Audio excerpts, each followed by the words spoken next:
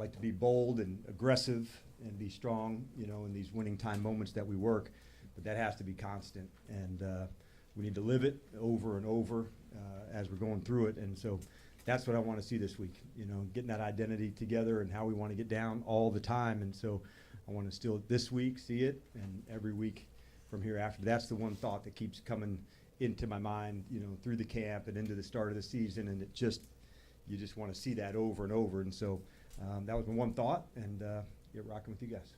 Hey, Dan, speaking of identity and what happened last year, Jaden obviously had a big year, a lot to deal with in the offseason. Guys can kind of go different directions. How have you seen him handle all this, and how can that help him going into this year? Yeah, you guys have been around him enough to know that he has a rare focus about him, and the best players I've been around have had that, through my years. And so I think he sees it more of like opportunity, John, to say, all right, I'm gonna go do this. I'm gonna go find ways to improve and get better. And so that's what I see, throughout the off season with him, coming into training camp. But he just keeps this focus about him that is really rare. And the best of the best have that. And that's what he does not back off of that. And he doesn't look too far down the line, which I really appreciate. He just, man, we're gonna throw good practice. He just doesn't get too far, out over his skis. And I think that's one of the things I really admire about him. When you look at the running back situation, how do you feel like that can break down?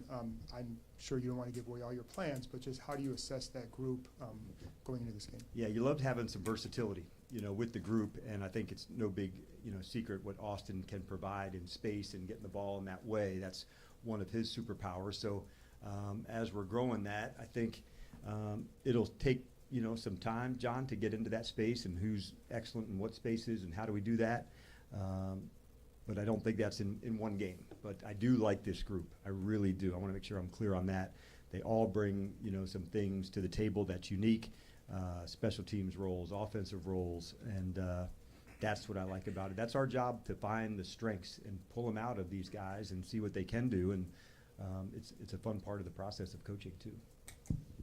With the guys that returned last week, Terry, Noah, I know Brandon played in the last preseason game, but in his return too. Do you expect them to be full go on Sunday? Do you expect them to have any limitations? Yeah, right now we'll go a full week of practice with them, and so Brandon and Terry is about as full, as they can get into this spot. The workloads, what we've hit on with them, so they'll get their normal amount, of practice and going into that. But yeah, they're both doing, really strong in that way. And I have a non-football question. Bring it. Just with everybody back in the building, all the changes that have been made to the facility, how does that help you guys, the locker room, everything like that? I think it helps to know that, in the spring, it was, we didn't know what could be, here. We were, in trailers for lockers and lots of shower pills. It was rough. But we thought, what could be through Josh of, creating a, championship environment. Now, all that said, it's as nice as everything is, it's still the people here that make it. And I think that's one thing that it's a lesson I'll never forget. It can be a shiny or nice, but man, it is the people when you play a team. So when you combine them both, then it, kind of gives on both of those. There's also a lot of recovery equipment that the team invested in, and so that's one thing that the players have really benefited from. The different modalities that they have, it's really strong in that way. So when we create those times that they have, man, that whole area is really full. So that's one thing that's a real benefit from a physical side. And every season knits itself together differently, but first 4 games, I know you take it in quarters. What do you hope this group can kind of start to stitch together this first quarter of the season? Yeah, you bring up an interesting point. I agree with you that as the team's forming, you're starting to find what people's strengths are, what needs more development, and that's kind of the constant massaging. I think early on, I wanted to go only this way, and then you learn, no, man, you have to navigate those as it goes. But going into the space, I want to make sure our play style and attitude is right. The way that we cover kicks. I love this group, the way they can play and fast. I want to make sure our tackling is on point. I want to make sure we do the things, at the end of the half and the end of the games that give us chances to win. So each week we talk about, what do we need to do to win this game? And it's not the same every week, but there's so much unknown in the beginning of a season that it takes a few times to really find roles, see where they go, and then develop into those roles, because it may not be what you had thought at, May 5th. And now that you're here in September, okay, this is where it's going to be, and now how do you really go nail those roles? Warren, Coach, you referenced during the final training camp practice Mamba time. Is that a phrase that comes from you? Is that comes from the players? And what is Mamba time? Sure. It is a specific game management time.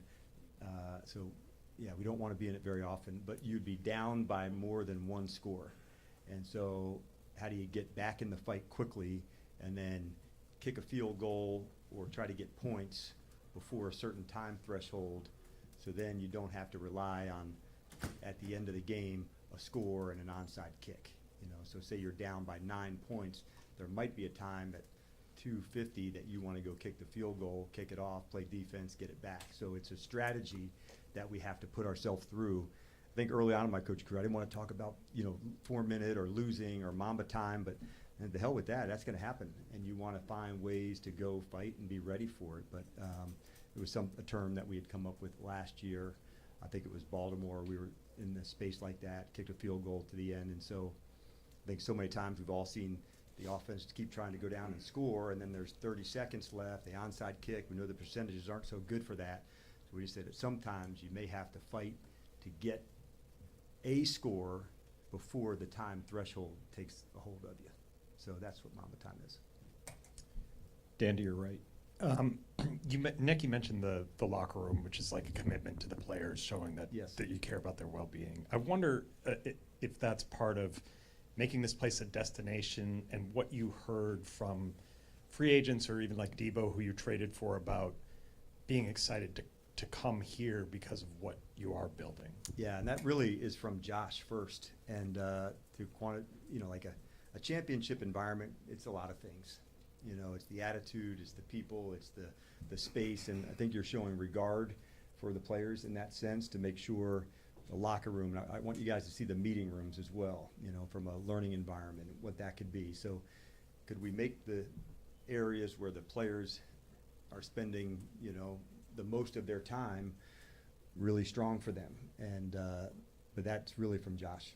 Hey, I really want to send the message of, like, this is how we're going to do business moving forward.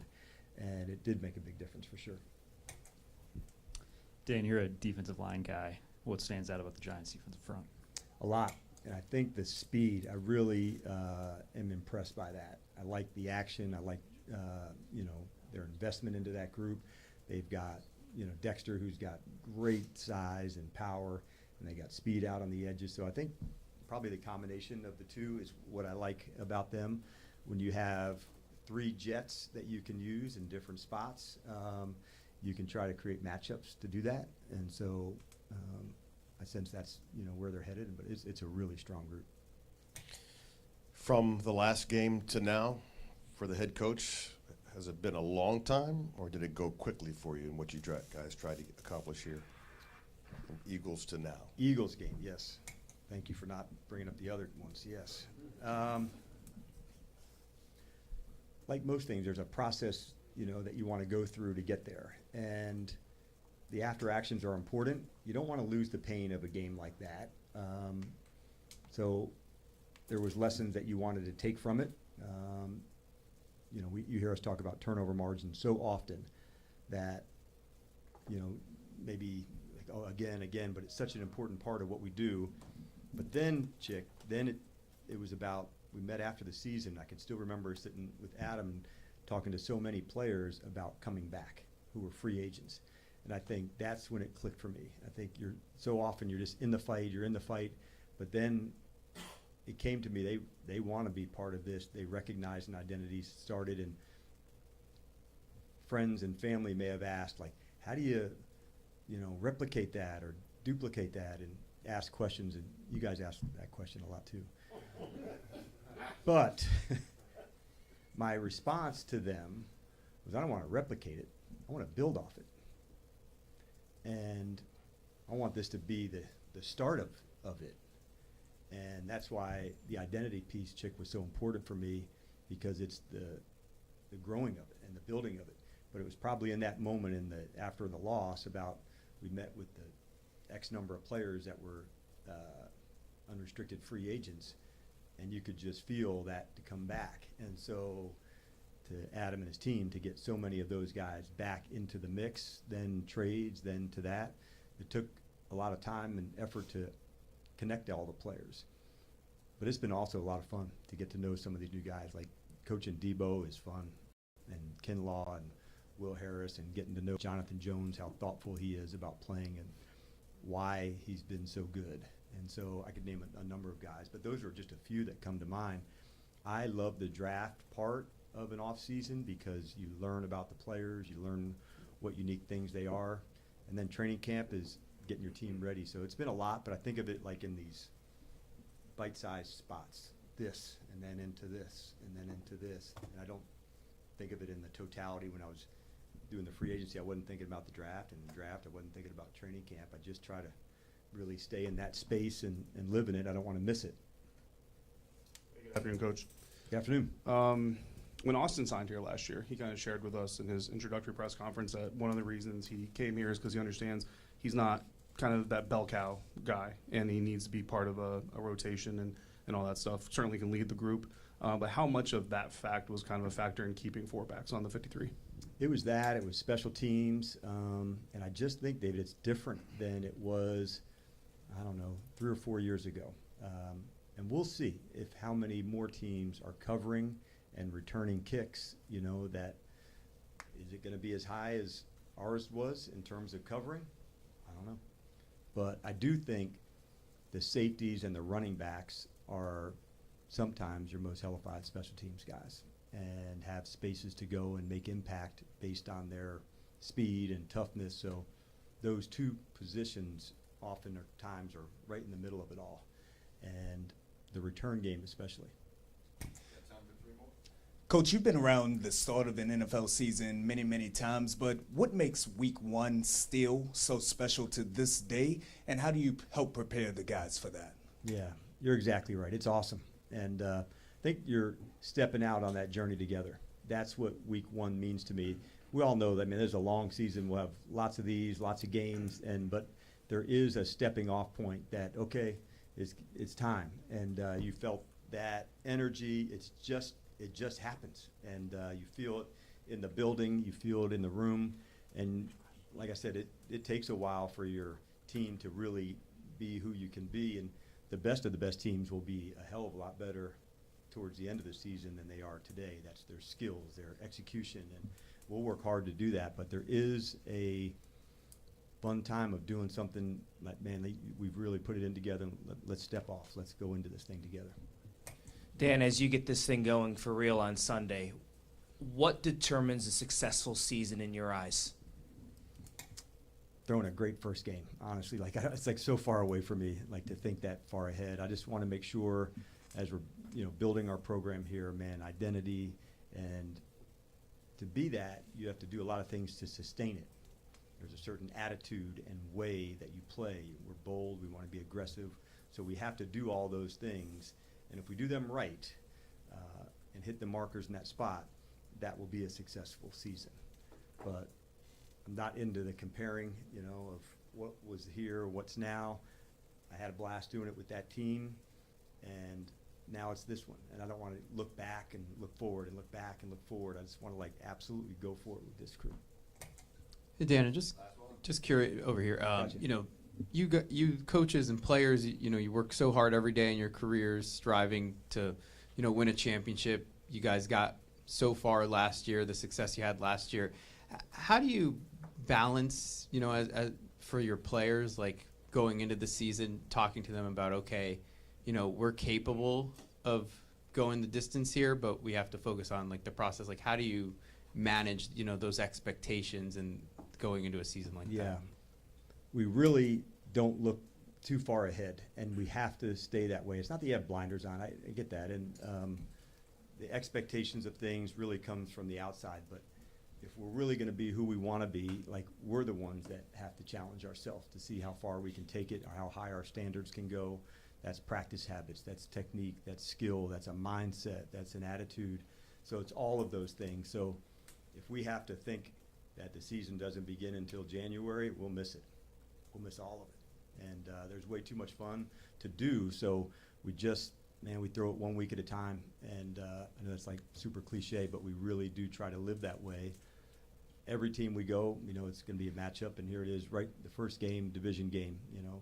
Had one that was a walk-off field goal and one that was within a one-score game. So, like, when you play a division game, you're ready to get down right off the bat. And so I think it's kind of cool with the NFL. There's a lot of them this week, but it is even extra special, I would say, when you get to do it with the division team right off the bat and go fight for it. All right, see you, everybody.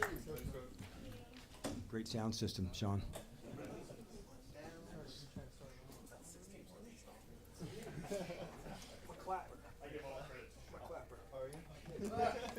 I was gonna say, Sean had nothing to do with it. I need no credit. Wes, can I grab that from you real quick? Yeah. What'd you get? I don't know what I got. Is anyone coming back? Where'd you go? In Mount Airy. There's no point for you to know where Mount Airy is. I know where Mount Airy is. I had a young lady there once. I mean,